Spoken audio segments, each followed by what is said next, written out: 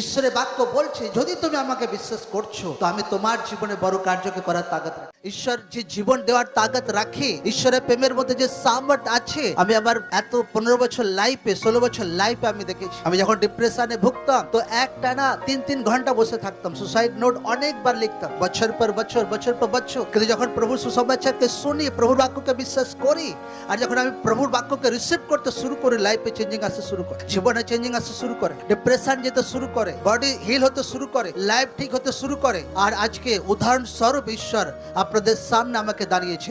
Amen. ঈশ্বরের বাক্যতে সাফ লেখা আছে যে আমি তোমার হৃদয়ের দরজায় গোড়ায় ঠক ঠক করছি, যদি তুমি আমার আওয়াজকে শুনে তুমি তোমার মনের দরজাকে খুলে দাও তো আমি তোমার হৃদয়ে বাস করব, আমি তোমার কাছে আসবো, আমি তোমার সঙ্গে ভোজন পান করব, আর আমি তোমাকে একটা নতুন নাম দেব, তোমাকে একটা নতুন হৃদয় দেব, আর তোমার দ্বারা বড় মহিমা হবে। কারণ হার ব্যক্তির জীবনে ঈশ্বর একটা বড় প্ল্যানিং রাখে। হার